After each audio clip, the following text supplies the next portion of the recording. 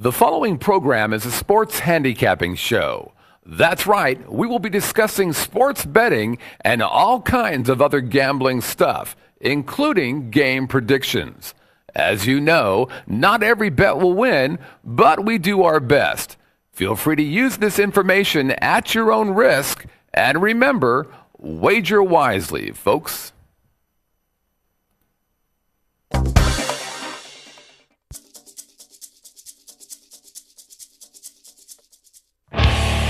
Broadcasting from the Vegas Video Network studios, live from the Las Vegas Strip, Covers.com presents Vegas SportsDay. And now from the sports betting capital of the world, here are your hosts, Teddy and the Professor. It's Thursday in Sin City, and you are watching Vegas SportsDay, the pulse of the sports betting world. I'm your host, Teddy Covers, joined as always by my esteemed colleague, the Professor, Dave Malinsky. Coming up today, now that we've got a lot of back-to-backs in these conference tournaments, we'll look back and see if there was something in the night from Wednesday we need to carry forward. Remember, Bruce live at the Apollo tomorrow night. You'll see it on XM. Could one team this afternoon be trapped by the particular defensive matchup they're going to be up against? And we close out today's show. We're going to talk about one particular team that's not reliving their glory days this year, even though the odds makers aren't pricing it that way. Bruce, a Bruce reference in every show. We love that, Dave. But One more show tomorrow. yeah, I'm counting on it. But today's show a little bit special, Dave. It's our 100th episode. We're 1/5 of the way to The Simpsons already, and 100 shows, Dave. You got a first take on that, or maybe on something? 1/5 of the way to a cartoon, in other words, yeah. Which is probably about right. Okay, we'll be talking a lot of college basketball today or tomorrow, but the NBA will still be playing, as we've said many times on this show, review and preview in this shortened season. Yesterday on the show, we talked about the Celtics and just how bad they had been when the second of back-to-back games were on the road. Well, if you didn't see it last night, if you were watching college basketball, not only were they awful, they just quit early. Trailed by as many as 37 points at Philadelphia. Now 0-6 in that second night of back-to-backs on the road. Not just 0-6 against the spread, though, but how about losing to the spread by 82 points? 13.5 points per game. Absolutely dreadful. Watch this as it happens, because, again, these guys aren't experienced right now. They're old.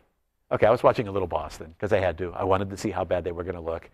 College hoops on your TV? Yeah, we have to talk about college hoops. We had a mix of college hoops and NBA last night on the televisions in the home office. But for a first take on a conference tournament Thursday, we have to revisit the perennial question. This is a question that I'm going to face, that Dave faces, and that you all are going to face out there over the course of the next 3 or 4 weekends. And that question is, ride the teams that we won with, or get your profit and jump off the train. And you know, it's a real question, and a question that comes with a lot of nuances surrounding it. You know, my first take when it comes to, do I want to ride a team that I won with last night, or is it a one-off, is the basic handicap of that particular matchup. The basic question: did I support the team the first night because I thought they were an undervalued commodity, because I thought they were built well for tournament success? Those are teams that you want to ride. If you supported the team the previous night because you thought the matchups worked in their favor, or you thought they were facing either a dead team as an opponent or a vulnerable team as an opponent, those things don't tend to carry over. Be very aware of roles here. A team that's laying 5 points one day and then getting 7 the next, very different role. So I like to ride teams that I feel are undervalued. I want to ride teams that I feel are built to win tournaments. But I'm definitely going to go one and done with the type of teams that, yeah, I like the matchups, or I wanted to bet against their opponent, but not so much in love with the team that I supported. All right, we've had our first major day of conference tournament actions, and now's the time to evaluate the results to begin our post-mortem segment for today. So a ton of games to break down. Let's get some flow ideas into play right off the top, Dave. Yeah, first thing, of course, you naturally need to do is study the minutes, especially if they are hard minutes. Because one of the things you've seen happen, in the Big East a little bit, where the team that plays the first day is actually a step ahead of the team that didn't play. If the minutes are light, it's a bonus to have played an extra game. You get familiar with the court, much more familiar with the surroundings. I think this could be a big key in the Pac-10 today. Oregon State got extended a little bit against Washington State yesterday, but the other Pac-10 teams all won in a breeze. So when you look at today's games, UCLA actually has an advantage over Arizona. Maybe Colorado, a bit of an advantage over Oregon because of that prep time. And Stanford, certainly an advantage off of a very easy win last night. It's like having a light practice on a new court that's actually better than not being on that court at all. But instead, you look at some of the teams that really got dragged out in their minutes. And when we get to the last Money Time, we'll talk about Texas El Paso, who played not only a lot of minutes, but hard minutes. When you win an overtime game, those are tougher minutes for you to play. Maybe we're seeing that on the side right now, Connecticut wearing down a little bit in the late stages against Syracuse off of yesterday's overtime. But certainly you look at the minutes first before anything else, projecting who could be tired or who actually had a breather that might have been a nice little workout. Now, today's show loaded. I'm not going to be giving scoring updates throughout, but I am going to give scoring updates at halftime in case there are some of you out there that want to make a halftime wager on these games. We'll even see if we can get an opinion from Dave before this show is through. East Carolina. Get the janitor in the room? No, but, the internet's in the room. We're not allowed to bet that way. It's a second choice, clear second choice. Right now, East Carolina, Southern Miss at the half. Southern Miss with a 2-point lead, 32-30. Halftime line, Southern Miss -4. Total around 71. The other game at half right now, Arkansas, LSU. That game tied at 28 apiece. Second half line, LSU -2. Total in the range of 71. Do you have any opinion on either of those two, Dave? It's hard without having actually seen. Sure. Without a box score, without having watched the game flow, it's hard. But when you look at that LSU halftime score and you see how big that second half total is, they're counting on some scramble points. But, it leads to something else that you should be doing first night of these tournaments and as they unfold. When it's a new venue for these teams, check those shooting statistics. Sometimes these backdrops are much different than these kids are prepared for. You can learn a lot in the early games. And, the old rule of thumb, NBA venues have tighter rims than college. You see this in Madison Square Garden in the Big East tournament. Whenever they've played in the United Center in Chicago, the Bulls would have extra tight rims. But that's something to follow. Look for the courts themselves to see if you might find an edge. Yeah, just a couple of quick takes on what we saw last night. Finally, early start action today, we saw a Big East underdog cover, a tournament with a history of strong underdog success. Not so much this year. The first day, 2 days through the Big East, favorites 8-0 straight up, 8-0 against the spread. UConn got the money this morning. They're not going to go on and continue their incredible multi-season run in the Big East tournament, but they got the money in the 58-55 loss to Syracuse. That game has gone final.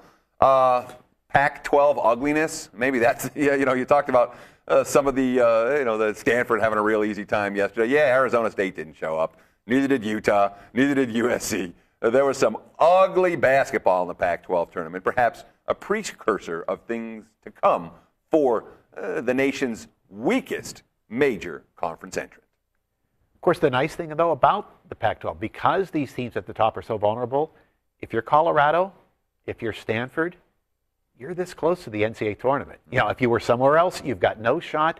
The players know this, though. You'll see that confidence level sometimes because, look, they played everybody twice. They know that they can win. Let's say Oregon State, Stanford, Colorado, 3 lower-tier also-rans, all with a very live chance to win the Pac-12 tourney. I agree wholeheartedly, Dave. And for you to agree, you got to send us an email. Email address, of course, sportsday@covers.com. Comments, questions, suggestions, all appreciated, and we do answer the best emails on air on a daily basis. Again, sportsday@covers.com. Follow us on Twitter @Vegas SportsDay. And, of course, get involved in the community with active threads and discussions going right now at covers.com/posting forum. Up next, Stan Van Gundy said that his team isn't trying to be great. Mission accomplished, Stan. We're heading to the NBA board in the TNT doubleheader as Money Time begins. Are you looking for the latest odds, the fastest scores, the most important trends, and the best matchups and stats? Are you looking for the key late-breaking information that can make you a winner? Well, Covers.com has the answer. The world's largest sports betting community gives you a front row seat in the heart of the action, from the opening lines to the final scores. If you want to stay ahead of the game, Covers covers the numbers.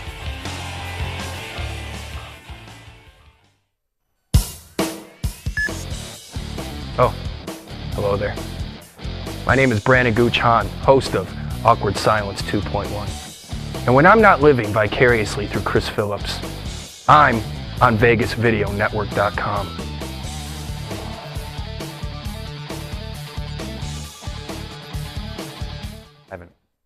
Okay, guys, it's money time.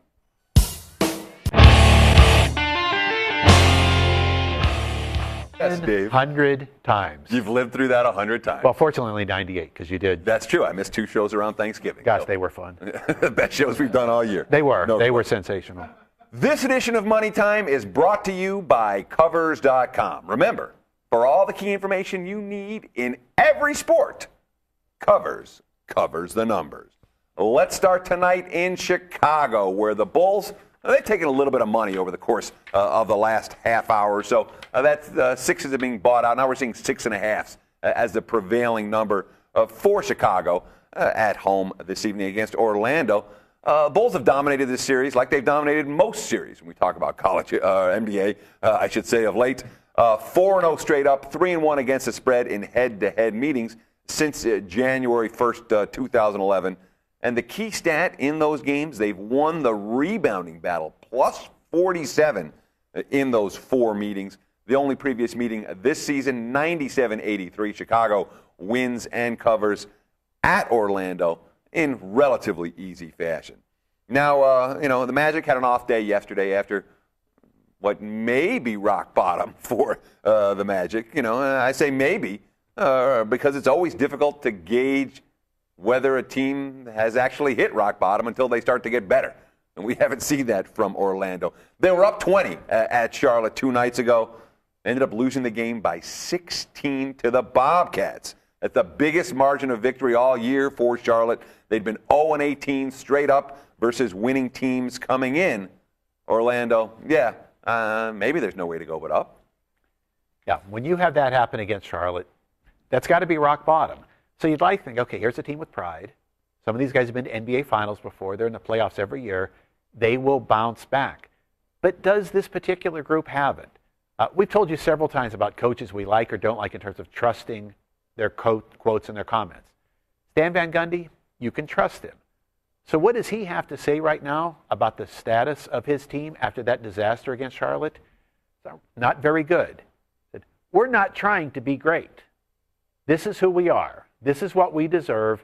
We've been getting away with it. Now, when he says they're not trying to be great, that's his way of looking at the players saying, you're not doing the things you have to do to get to a special level. And think about the frustration for Van Gundy. He spent part of Monday in a hospital in Toronto because of chest pains. He got released. They said things are okay for now. So how does the team reward their coach? Say, Coach, we're glad you're happy. We're glad you're feeling better. They went out and played among the worst games. No, the worst game that any NBA team has played all year. That second half against Charlotte, no one has played worse. So do they bounce back tonight? A couple of problems. Even if they bring the mental focus, it's a difficult matchup.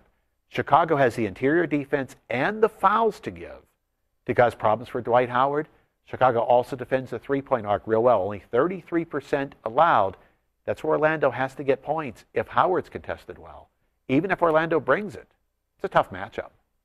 The worst game any team's played all year. You didn't watch the Bobcats lose at Indiana, a game that was over in the first 5 minutes, and I think Charlotte trailed by 35. By a 36-point swing against the Bobcats. Who could do that? What would the odds have been if you say, okay, at this point in the game, or the Bobcats are going to run you out by 36 points? Yeah, it's pretty slim. But we've seen gruesome. plenty of bad. Look at the Celtics last night. Lots of bad basketball. And we're looking around the NBA for who's played the worst game of the year. Certainly one of the worst games for Orlando, no question about it. Now, the Bulls last night, a rare defensive letdown. Chicago didn't bring it on the defensive end against the Bucks. They allowed 104 and needed a game winner to come away with a tight victory in that contest. But Defensive effort from Chicago, we'd expect to see improvement here. Offensively, I don't know if they're going to get to 106 or even close like they did last night against Milwaukee, because the one thing that Dwight Howard brings to the table defensively is the ability to clog the lane. Well, Howard brings a lot of things defensively, but in particular against Chicago, a team that loves to drive, a team with a point guard who can take people off the dribble, the fact that Dwight Howard can clog up that low post could turn Chicago into a jump shooting team, and that's not their specialty.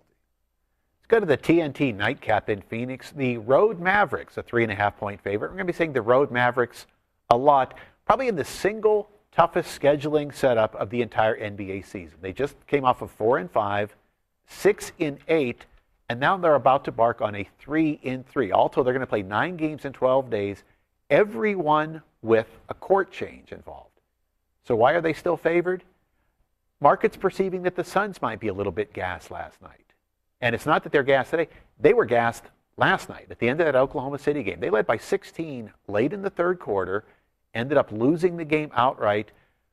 Steve Nash, the guy who had such a fantastic game through the first cycle, ended up playing over 39 minutes because they were close enough to feel it in the fourth quarter. They usually don't want Nash playing that much the first of back-to-backs. Oklahoma City found a blueprint to stop Nash. At halftime, 13 assists, no turnovers.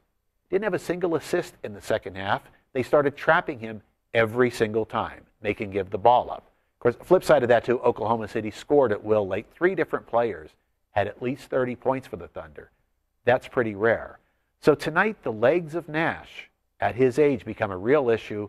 So tantamount, too, because so many things that Phoenix does depend upon Nash setting it up. Well, exactly. I mean, the impact of Nash on the second night of back-to-backs, where he sat out on a couple of occasions this year, hasn't played his best basketball. So the impact of all the minutes Nash played last night, not just an effect on him, but, of course, on the rest of his teammates. Let's look at, Marcin Gortat, a guy who was playing behind Dwight Howard in Orlando, couldn't get minutes, left as a free agent, a guy who we were saying, oh, he has upside.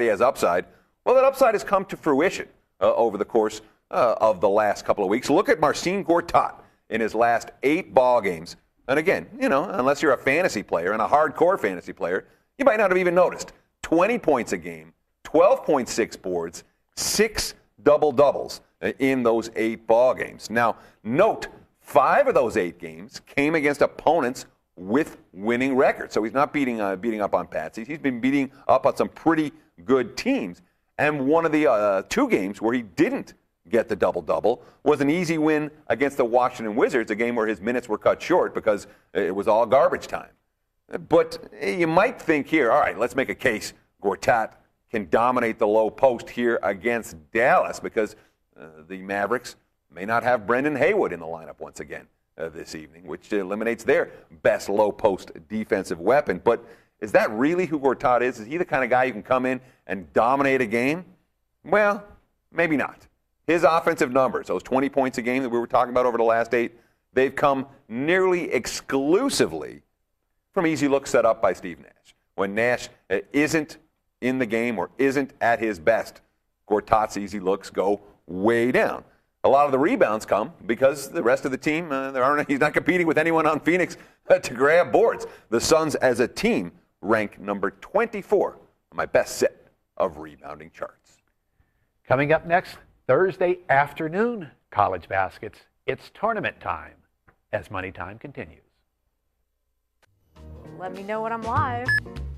Hi, everybody. This is Bridget Magnus of Getting Real Estate in Vegas, and you are watching the Vegas Video Network.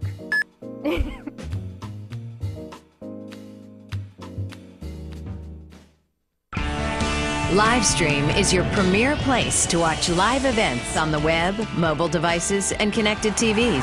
See new events daily or broadcast your own at livestream.com. Livestream. Be there. Let's go. I thought you were going to play the Money Time thing right there. You caught me wiping my face. It's a good thing I wasn't picking my nose. It could have been real ugly there on there. Maybe at 200 shows they'll get it right. Yeah. Ish. Bottom line, let's continue on with Money Time and take a look at some afternoon and evening action in today's college hardwoods. We're going to start in Indianapolis, Indiana, where Big Ten tournament features Northwestern -2.5 in that tournament setting against the Minnesota Golden Gophers. And, this is I don't know. I feel like I've heard this story 1,000 times because it's been the same story since I moved. I moved to Vegas in '98, and every year we're like, "Oh, Northwestern hasn't made the tournament since ever. Northwestern hasn't made the tournament since and every year they're right here on the bubble, and every year they don't get that win that they need, and they end up going to the NIT. Well, they're still fighting for that first ever NCAA tournament appearance. They're 18-12 overall, 8-10 in Big Ten play, and boy, this Northwestern team plagued down the stretch by a series of near misses. Look what happened. They had the 2-point loss to Ohio State right there. Couldn't seal the deal. The overtime loss to Michigan right there. Couldn't seal the deal. They went to Indiana. They're 8.5-point dogs. They're right in the game the whole way. Lose by 5. Get the money. Don't get the win. Half of their Big Ten losses, they still 10